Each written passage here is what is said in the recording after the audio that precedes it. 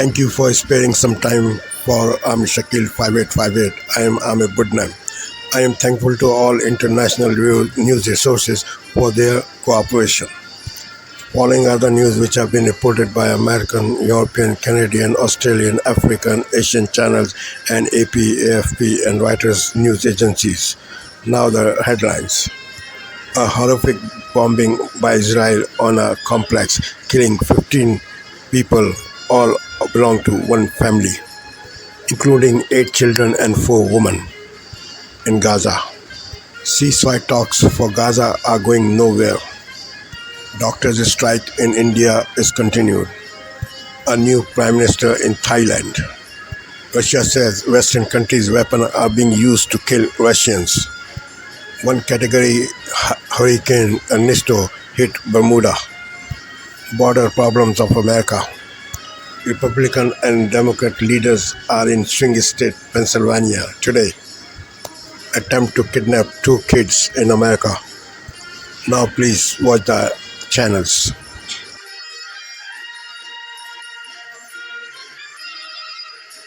Well, you can get ready for a food fight, not on the protests here, but on food and the rocketing cost of food. And Kamala Harris's plan to freeze prices or get the government moving in that direction.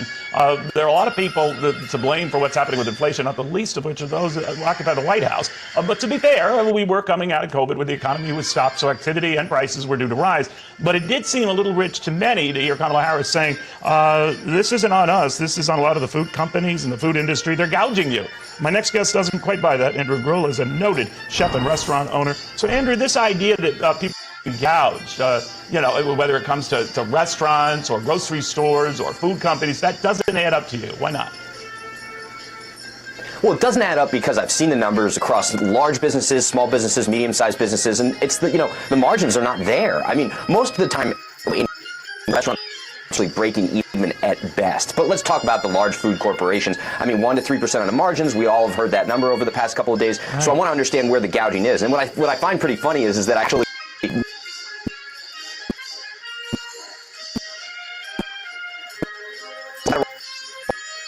can go into these businesses and investigate and open their books and be aggressive and find out if they are price gouging. So this is really about control, and that's the scary aspect of this, especially for a small business owner myself. You know, Andrew, you hear the administration often use this shrinkflation as proof that companies are trying to gouge you. You could also flip that around the other way, that if they're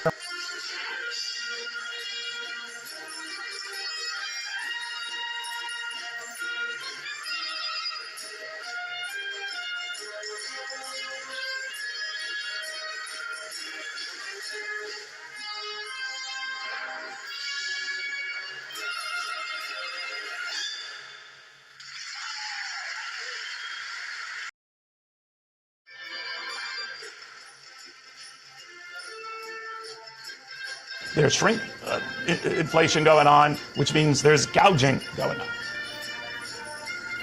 I mean, I think that's just more semantic. Shrinkflation, greedflation, the Inflation Reduction Act, right? All of these things sound great and fancy on paper, but they don't necessarily add up. I mean, I can go through a bag of potato chips in about 2 seconds, so I'm not going to lie to you. I haven't counted the chips. It's probably something I should get checked out.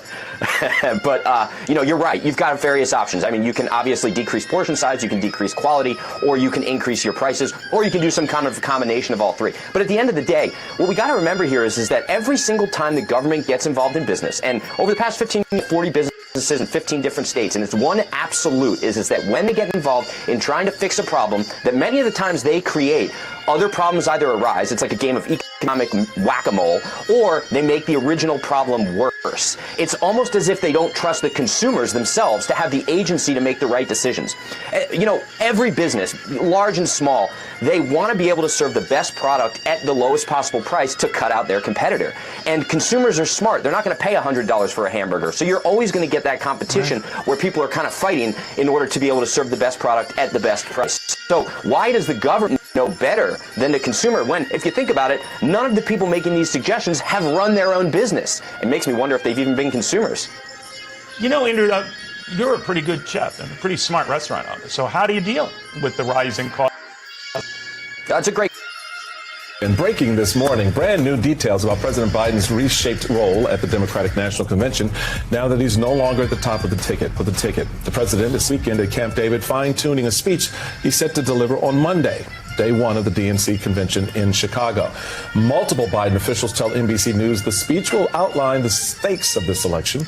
He will focus on Donald Trump's threat to American democracy. At the same time, he will build the case for his vice president, Kamala Harris. An official tells NBC Biden is, quote, pleased at the momentum behind the Harris-Walz campaign. Joining us now, Allison Gill, host of the Daily Beans podcast, and Latifah Simon, Democrat running for California's 12th congressional district. Go ahead now. She's worked for Vice President Harris when she was San Francisco district attorney. Welcome to you both. What do you think it is, Allison, the voters need to hear from President Biden? I think it's going to be a lot of the same of his Oval Office address about why he's passing the torch and wants to, step aside. I think that was one of the most patriotic things I've seen a president in my lifetime do. And also that, to show that he's going to pass that torch, but she's going to continue the last 3.5 years of work that the Biden administration has been so successful at. Right, because it's a both end. Yeah. She's a continuation of the legacy, I would argue, of both President Obama and President Biden. And at the same time, she is her own person.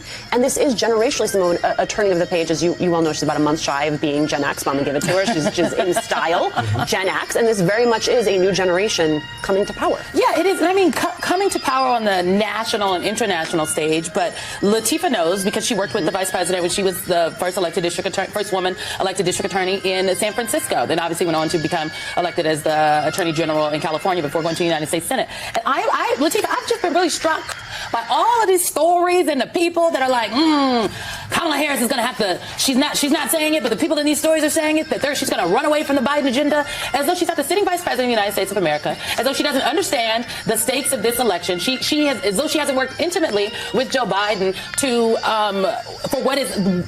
Joe Biden will be recorded as one of the great presidents when the history of our country is written. He will be recorded as one of America's greatest presidents. And I don't understand, Latifah. Break it down for me. What is happening in the world? I watched Good Morning, Simone, by the way. Watching some of the coverage as folks are laying out who they think Kamala Harris is. You two have worked for her. She's clear. She's loyal to the American people. And you know what? As someone who was raised by a working single mother, there is not a dot that she is not going to dot and a T that is not going to be crossed as it's related to the working class of the United States of America. I'm clear as a mother myself, as a single mother, that my children under a Kamala Harris administration will get their rights to choose. I have 2 daughters. I'm also clear, Simone, that my youngest daughter, who her father died of cancer when she was 3 years old, in a Kamala Harris administration, we will not see the tanking of the social safety net of Social Security. Children of dead parents, the elderly and the disabled will have a social safety net in a Harris administration. I'm clear, and I hope the American public can come along with us and get clear as well. I think to both of the points made so far, that there's a legitimacy, if you will, Allison, with this idea of people finding out who Harris is and the connection that she has to the president, notwithstanding her earlier service as Attorney General. But there is also the fact that she's got to define herself. And there will be, and I think people should not pretend otherwise, some important separation between her and Joe Biden. And because she is her own person and she does have her own idea of how she wants to govern as President of the United States. So there's going to be that. We do have sourcing on the DNC from Biden officials that have been given to us, noting, quote, 4 years ago, America was reeling from...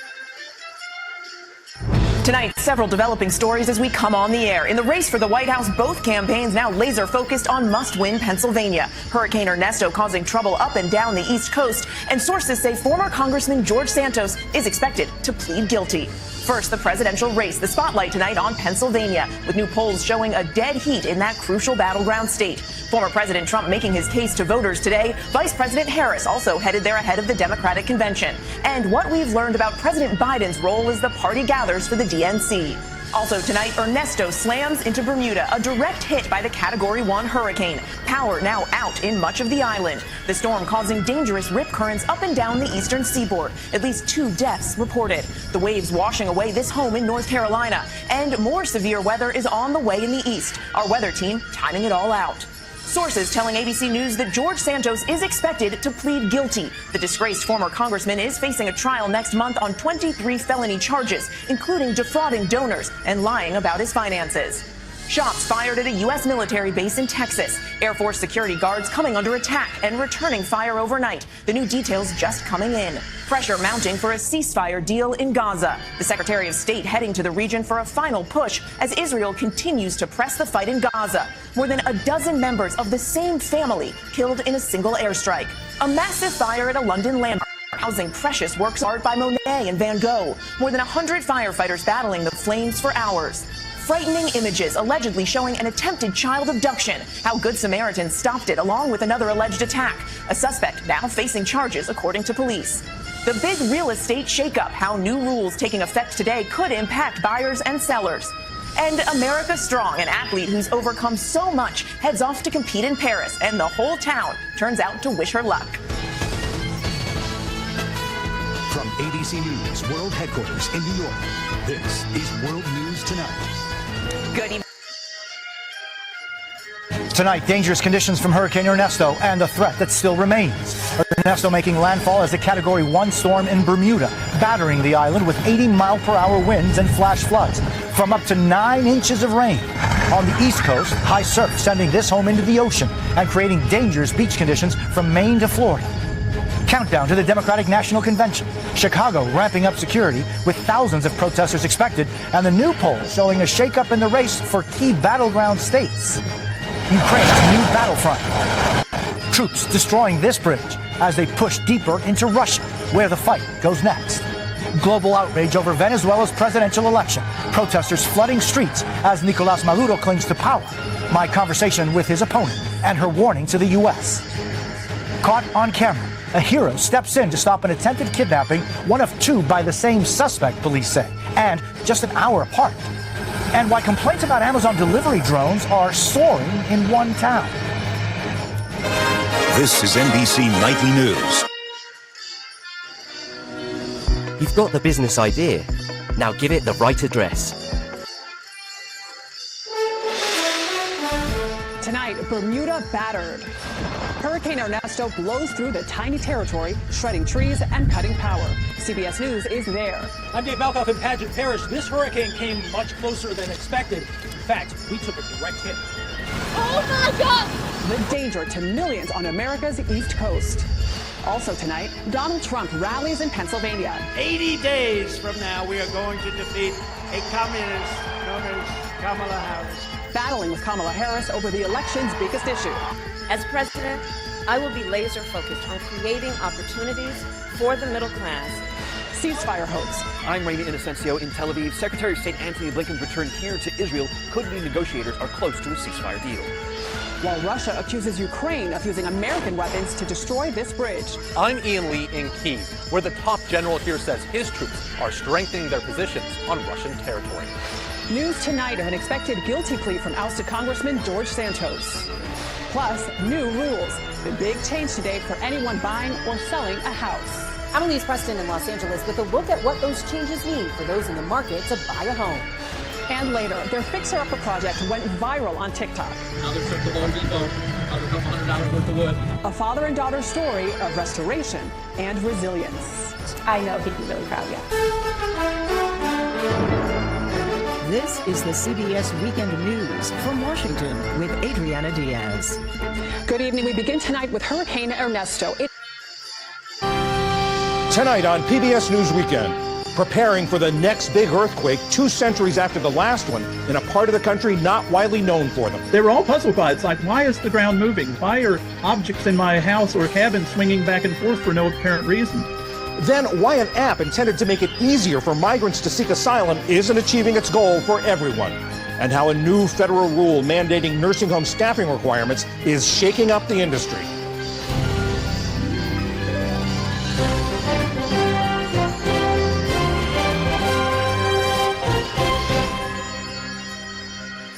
Major funding for PBS News Weekend has been provided by... Good evening, I'm John Yang. Late today, Israel signaled acceptance of key components of the U.S.-backed ceasefire proposal and said only Hamas stands in the way of stopping the fighting in Gaza and the return of Israeli hostages held there. Even as hope grows that an agreement could be finalized next week, Israel carried out airstrikes in Gaza and Lebanon. In southern Lebanon, at least 10 Syrian nationals were killed as Israel says it targeted a Hezbollah weapons depot. In Gaza, 18 members of the same family died in a strike on a house in a neighboring warehouse. And Gazans are now facing a new threat, polio. One case has been confirmed and more are suspected. Polio was eradicated in Gaza 25 years ago, but vaccinations have plunged and sanitation facilities have been destroyed since the war began. There should be rehabilitation of our clean, safe water resources, solving the problem of the sewage flooding our streets and homes. Aid groups hope to vaccinate more than 600,000 children in coming weeks, but say at least a 7-day pause in fighting is needed to carry out a mass vaccination plan. Russia is pressing its assault on Ukraine, even as Ukrainian forces push farther into Russian territory. A Russian missile strike destroyed cars and damaged a shopping mall in northeastern Ukraine, injuring at least 2 people. In Russia, emergency services issued a new wave of evacuations in the Kursk region. Ukraine now claims to hold nearly 500 square miles of Russian territory. Ernesto, now a tropical storm, is slowly moving into open waters after battering Bermuda. It was a Category 1 hurricane when it made landfall on the island early this morning. Tropical storm conditions could persist there until tomorrow. More than 3/4 of Bermuda's residents are without power. Ernesto may brush Newfoundland on Monday, but it's not forecast to have much effect on the United States beyond rough surf on East Coast beaches. Still to come on PBS News Weekend, the app for migrants seeking asylum that isn't always user-friendly, and the shakeup in the nursing home industry as rules about minimum staffing levels take hold. This is PBS News Weekend from WETA Studios in Washington, home of the PBS NewsHour, weeknights on this Saturday night, Gaza at a crossroads. Hamas scoffs at claims of an imminent ceasefire as Israel bombs another residential neighborhood. And a Gazan infant tests positive for polio. Ukraine on the march. Its forces capture more Russian communities with sights set on a nuclear power plant. Wild weather. A suspected tornado slams into southwestern Ontario as Atlantic Canada braces for Hurricane Ernesto. And questionable call. The play that had this Canadian tennis star crying foul. Global National. Reporting tonight, Jeff Semple. Good evening and thank you for joining us. We begin tonight in Gaza, where aid groups are racing to avert the spread of polio after the Palestinian territory's first confirmed case of the virus in 25 years was detected in an infant. Polio virus is highly infectious and most often spread through sewage and contaminated water, which is now rampant in Gaza. Hundreds of thousands are crowding into makeshift camps, sanitation and sewage facilities damaged or destroyed by 10 months of war. The United Nations is calling for a pause in the fighting to allow for a mass vaccination campaign. But the UN chief says the ultimate vaccine for polio is peace. The latest round of ceasefire talks in Qatar are receiving mixed reviews, heading into a critical week in those negotiations. Nathaniel Dove has our top story tonight.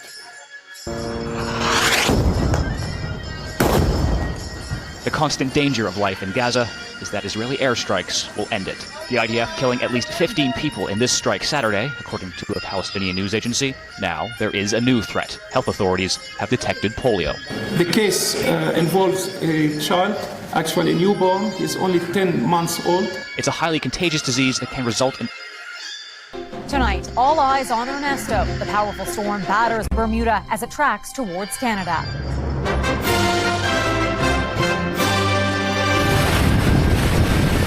Heavy rains and strong winds leaves thousands in the dark. It's probably going to come back up in intensity just because of the warm waters. Where it's expected to hit hardest in Atlantic Canada. The massive cleanup in Montreal after a major water main break. The steel react with the salt, provoke corrosion. A potential rail strike has shippers preparing for the worst. There is no plan B. It affects most of the major industries in Canada. The latest items added to a growing list of cargo restrictions. Plus, made in Canada. Anything you see on the ice on TV, whether it be game or practice, is made in this factory right here. Inside the small Quebec factory, stitching NHL jerseys.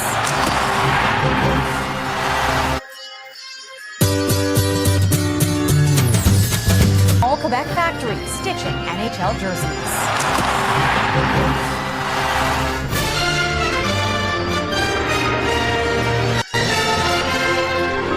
CTV National News with Heather Butts. Good evening. We begin tonight with the dangerous conditions from Hurricane Ernesto. It made a direct hit on Bermuda overnight as a Category 1 storm. The wide and slow-moving system is expected to strengthen as it moves towards Canada, leading to warnings of powerful rip currents and heavy surf. CTV's Christina Tanalia starts us off. Ernesto battered Bermuda. Ernesto made landfall on Bermuda as a Category 1 hurricane, with a strong storm surge, creating conditions for potentially deadly flooding and powerful winds that littered the streets with debris. I just came out in the streets, cleaning up a little bit. And left more than 70% of the island's residents without power. That is a large portion of our country without electricity at this moment. The National Hurricane Center says the storm's size and slow movement will produce more strong winds. It's still going to be a dangerous situation on that island for many more hours, prompting a warning from local officials for residents to shelter in place. So while the majority... A wild scene in Montreal. A giant geyser shoots water meters into the air after a major water main break. Tonight, the concern and cleanup after a wall of water paralyzed parts of the city. The water just invaded and blew my door away. Homes flooded, roads submerged, questions about aging infrastructure underground. A Toronto building teetering on collapse. The firefighters were banging on the front door, just telling everyone to get out. The sudden evacuation when the walls started to buckle. And returning to Jasper, scarred by wildfire. It feels to be home, but it feels a little different. Their first look at damage and the determination to rebuild. From CBC News, this is The National with Christine Birac. Thanks for joining us. Ian is away. A huge cleanup is underway in Montreal tonight after residents awoke to a shocking scene. A torrent of water bursting out of the ground from a water main break. Residents describe it as a wall of water that kept on flowing for hours as emergency crews worked to safely shut it off. The damage is extensive. The investigation into what caused the break just beginning. This is Democracy Now!, democracynow.org. I'm Amy Goodman. We end today's show looking at how a top advisor to the Ukrainian President Volodymyr Zelensky has denied a report in the Wall Street Journal that his government approved a plan to blow up the Nord Stream pipelines nearly 2 years ago in September of 2022. A 6-member crew of Ukrainian civilians and active-duty soldiers reportedly used a rented yacht, satellite navigation, sonar, and seabed maps to reach the Nord Stream pipelines on the bottom of the Baltic Sea. Then divers used an explosive and timer-controlled detonators to rupture the pipelines, triggering a massive release of methane gas. The blast severed 3 of the 4 pipelines that carried Russian gas to Europe. President Zelensky reportedly approved the plan, but later tried to stop it after a Dutch intelligence agency learned of the plot and told the CIA. But his commander-in-chief at the time, Valery Zaluzhny, forged ahead despite Zelensky's U-turn. This comes as Poland says it was unable to carry out an arrest warrant issued by Germany for a new suspect in the investigation into the Nord Stream attack, a 44-year-old Ukrainian diving professional identified as Volodymyr Z, who's alleged to have attached explosive charges to the pipelines. Polish authorities say the suspect fled to Ukraine in July. For more, we're joined in Berlin by Holger Stark, deputy editor-in-chief and head of the investigative team at Germany's biggest weekly, Die Zeit. He co-wrote this new exclusive report, Has the Mystery of the Baltic Sea Attack Been Solved? As well as last year's deep dive headlined Who Blew Up Nord Stream? Welcome to Democracy Now! Holger, can you just lay out what you found? We summarized your results. Good morning, Amy, and thanks for having me. Yes, we know after almost 2-year-long investigation now that at least one Ukrainian citizen is highly suspected to be a part of this 6-people crew that blew up Nord Stream. He is a father of a son. He was born in Kiev. He is an engineer by training, but also served in the Ukrainian army. We know that he's a patriot. He posted on Facebook together with his colleagues a highly patriotic Ukrainian post that he would defend until death his home country.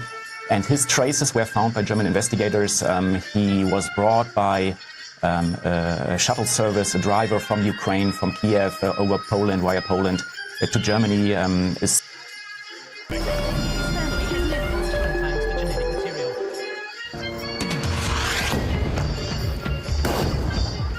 Deadly strikes across Gaza as a Hamas official dismisses ceasefire progress as an illusion.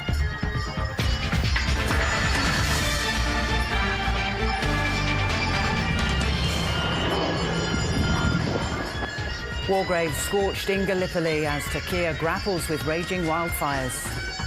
Tributes to legendary racehorse Black Caviar following her death a day before her 18th birthday.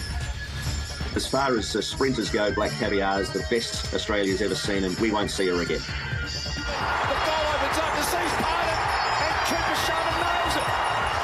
And St Kilda pulls off a surprise comeback to defeat Geelong in a 16-point win. Hello, welcome to ABC News. I'm Lorna Dunkley. Israeli negotiators have expressed cautious optimism about accepting a ceasefire deal to halt the war in Gaza. Prime Minister Benjamin Netanyahu is facing pressure from his own people to do so, with major street protests urging him to act. Matthew Doran reports. On a steamy night here in Tel Aviv, thousands of Israelis are turning up the heat on Benjamin Netanyahu's government, demanding that he accept a ceasefire deal, ending hostilities in Gaza and prompting the return of more than 100 hostages still held there after 316 days. Among them, Amnon Shakar, whose granddaughter is still being held by Hamas. He says he believes she's still alive and hopes that she'll return soon. We heard mainly from those hostages that did come back, like 50 days after they were kidnapped. She was well, a little bit wounded, but basically she was okay. On her feet, talking to everybody. And then we had some, what the military calls, sign of life. You know what it means exactly like I know what it means. Sign of life. That's it. No interpretation, no explanation. But I believe the military when they say that. So we know she was alive.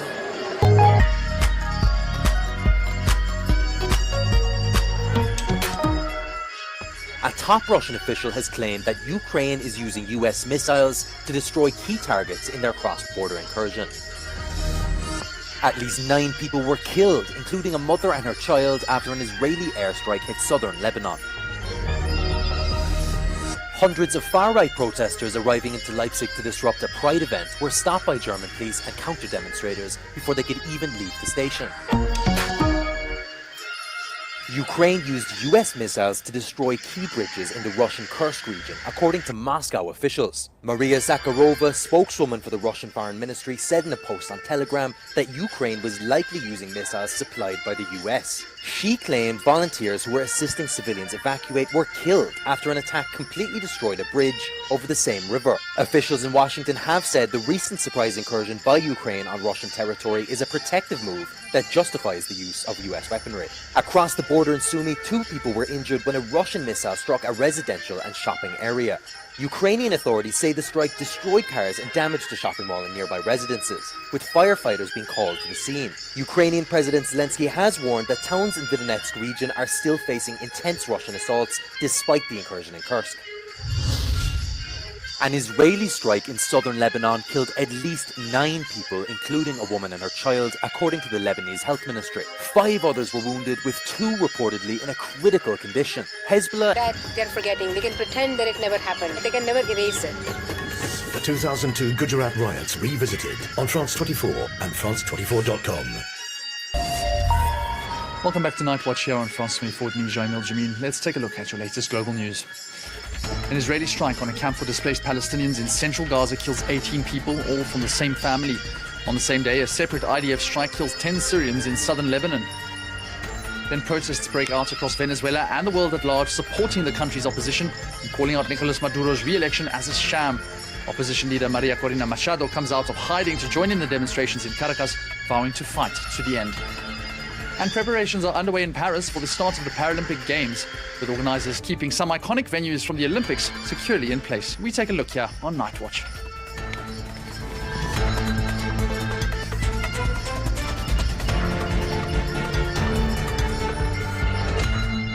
Welcome to Night Watch on France 24. 18 people from the same family in Gaza have all been killed this Saturday after an Israeli strike in the central town of Zawaida. The attack is said to have struck a house and adjacent warehouse sheltering displaced people. Meanwhile, Lebanon's health ministry says a separate Israeli strike in the south of the country killed 10 Syrians. The toll from the blast is one of the largest in Lebanon since Hezbollah and Israeli forces began exchanging near daily fire over their border in October, as Jenny Shin reports. They were asleep in their beds when the missile struck in the early hours of Saturday. The funeral took place in the morning at a nearby hospital for the victims, many of them children and almost all from the same family. We're now in the morgue and the scene was indescribable. We saw body parts, dismembered heads and children torn to pieces. It's a hideous massacre in every way. The Israeli military continues to issue mass evacuation orders across the enclave, including refugee camps, as it presses on with its offensive. To the north, it launched one of its biggest airstrikes in southern Lebanon since October. Israel says it targeted a weapons depot used by Hezbollah militants. Residents say the building was a civilian industrial factory employing Syrian workers.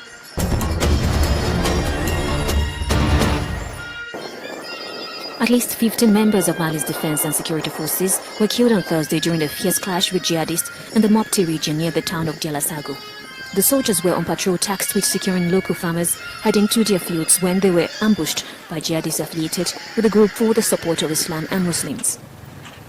The attack took place near a hillside where the jihadists equipped with vehicles on foot launched a sudden and intense assault. The Malian army responded with heavy gunfire, leading to a prolonged and death for several months by groups affiliated to Al-Qaeda. Inmates broke out of a prison in the coastal town of St. Mark and central Haiti on Friday, police said, as authorities in the country struggled to quell widespread gang violence. In a news briefing in Port-au-Prince, a spokesperson for Haiti's national police said 11 suspected escaped inmates were killed in shootouts with police.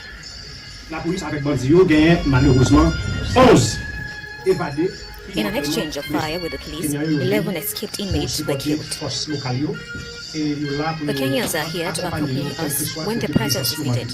If local forces are present, they will be there as well. The principal mission is to accompany the local forces. Haitian prisons are severely overcrowded and pre-trial detentions can stretch out for years given the country's broken judicial system.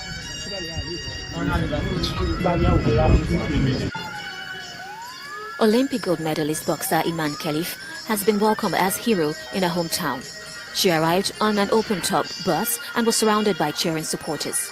The football-obsessed North African country has given Khelif the celebrity treatment since she returned to Algiers earlier this week. We're really happy with Iman Khelif. She honored...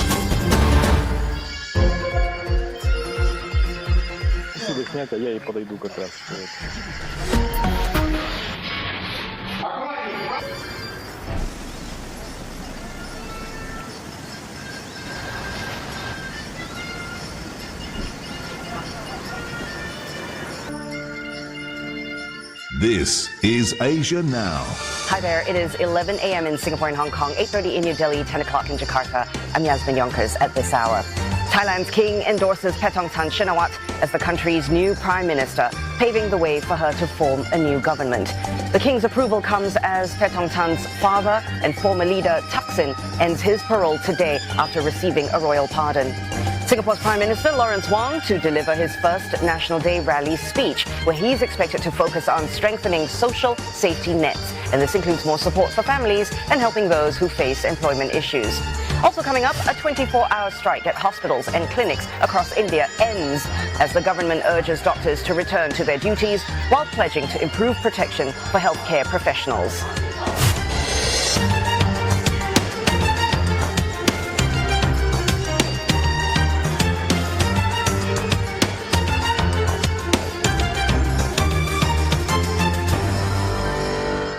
Thailand has set the stage for a new era in politics as the king endorses Paetongtarn Shinawatra as the next prime minister. Ms. Paetongtarn received the mandate to form a new government less than 48 hours after she was elected by parliament, and she takes over from her political ally Srettha Thavisin, who was removed as premier barely a year into office over a controversial cabinet appointment. Ms. Paetongtarn's ascent to power comes as her father, who's the former Prime Minister Thaksin Shinawatra, prepares to end his parole today, about 2 weeks ahead of schedule. The ousted leader, who was present at the ceremony, was granted royal amnesty in conjunction with the Thai king's birthday last month. And Thaksin returned to the kingdom in August last year after 15 years of self-exile. On his homecoming, he was sentenced to 8 years in prison. That was reduced to a year under an earlier royal pardon. And Thaksin served his sentence for 6 months in hospital before qualifying for parole in February based on his age and health. Singaporeans can expect more support for families and help to bounce back from employment setbacks as part of announcements from Singapore Prime Minister Lawrence Wong's National Day rally speech later today. It's widely seen as the country's most important political speech of the year, and it's Mr. Wong's maiden one since he first took office in May. Sherlyn Sia with more on what to expect. The state.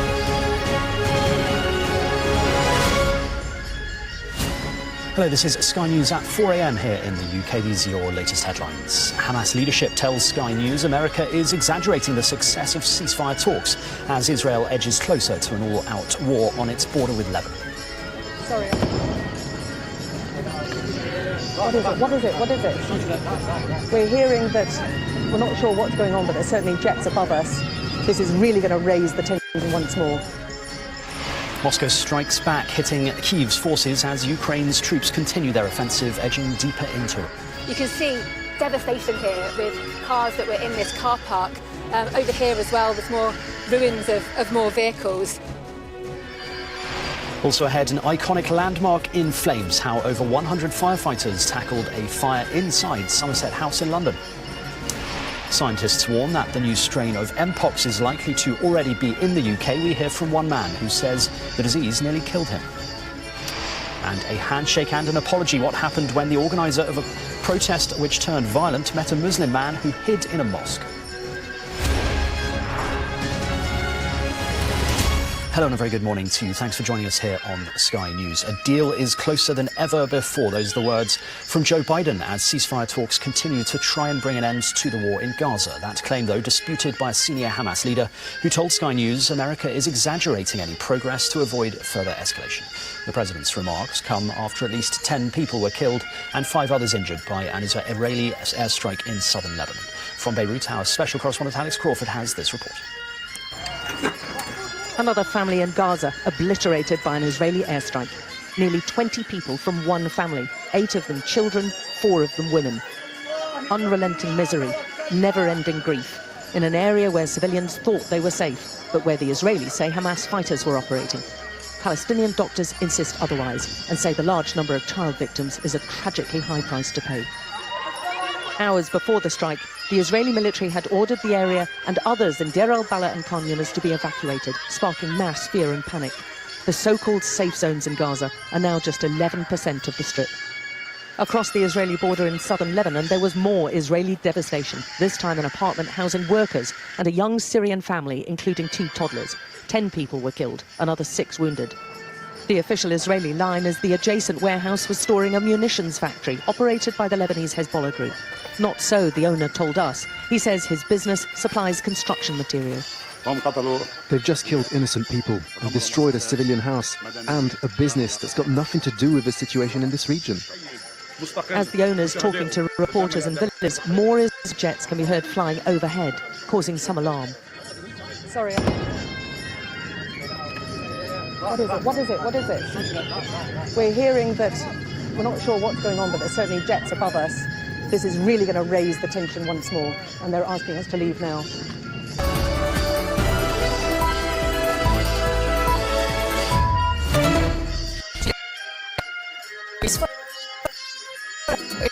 More people died in strikes.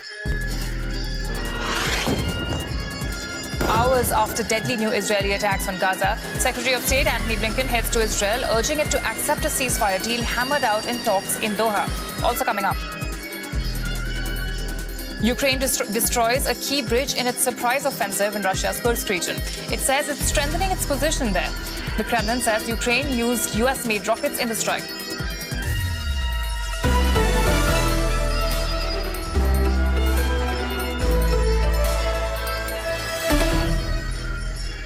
I'm Nimisha Jaiswal. Welcome to the program. The US is making a new effort to push forward Gaza's ceasefire deal. Secretary of State Antony Blinken is on his way back to Israel for talks after the United States and other mediators, including Qatar and Egypt, came up with a new proposal that they say addresses the concerns of both Israel and the Palestinians. This comes after Israel carried out deadly new airstrikes in central Gaza. back-to-back Israeli strikes on an apartment block in central Gaza. After the dust clears, people bring out the dead and injured. Not far away, a house and a warehouse destroyed in an overnight Israeli attack. The Hamas-run Gaza Health Ministry said over a dozen people were killed, most from the same family. They were asleep in their beds, kids and babies. Then 3 missiles targeted their home. The place is well known. Abu Jawad is a fish and meat merchant. If they're targeting merchants, who else is next? The Israeli military said it had struck militant targets in an area where rockets had been fired at its troops. It has also called on residents in parts of central Gaza to flee ahead of a new military operation. There is great suffering. How can we move from place to place without money? I left home. I didn't know where to go. I swear to God that people gave me 5 shekels to go to the hospital to treat my son. The latest strike came hours after mediators, including the US, Qatar and Egypt, expressed optimism that a ceasefire deal between Israel and Hamas could be imminent. The mediators have submitted an important proposal. There is communication between the Israeli and Palestinian. Thank you for watching and privilege of your time. This is Amir Shakil 5858. I am Amir Goodman. Have a good life.